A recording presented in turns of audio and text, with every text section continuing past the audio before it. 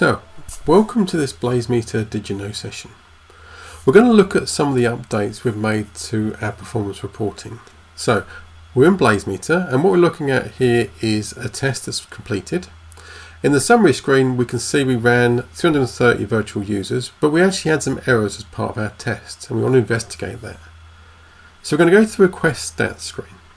And you can see here we've got all the URLs that we hit as part of our test and all the stats that came back from our performance test. But we can use the filters to then filter this screen. And we can filter on several things. So we can filter on different scenarios. This was a multi-test. So we can look at the data based on the individual test that we ran. We can also look at it by location. So you can see here, perhaps we can choose all the Google locations in North America. And again, analyze the data to look at if this issue was relating to location or cloud provider. We can also use the time window to adjust the time of the data we're looking at. Now we can use the time box. We can also use these sliders. Now as you can see, there's these little purple dots that indicate something was changed during a particular part of this test, and we can click on those to see what that was.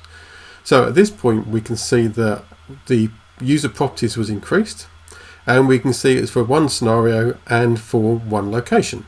So this is useful information to understand how that would have affected the test. Now if we scroll down, we can see for this particular URL there was an issue. And we can drill through this report to look at how this happened over time. So we're going to choose the average bandwidth. And you can see it takes us to the timeline report.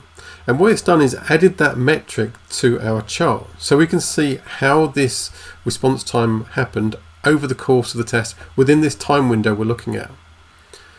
Now we can further filter this chart. You can see here we're removing some of the metrics on the chart. And we can then name this chart any name we like. So as we're investigating any issues or the overview of the test, we can adjust the name of the chart accordingly. So we can modify this chart. So it was called summary. We can call it registration. So we can also change the actual intervals for that chart. So just changes to show every second. Again, we can adjust the filters to tune this to what time window we want to look at. Now we can add additional charting as well. So if we go down to below this chart, we can add another chart. In the edit KPIs, you get to choose which metrics will be included in this chart. So we've gone in and unselected all the metrics.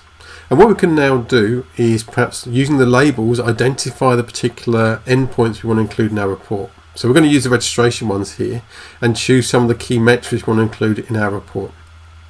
Now you can have the reports side by side, as you can see here. But also the report can be, the chart can be the whole width of the screen.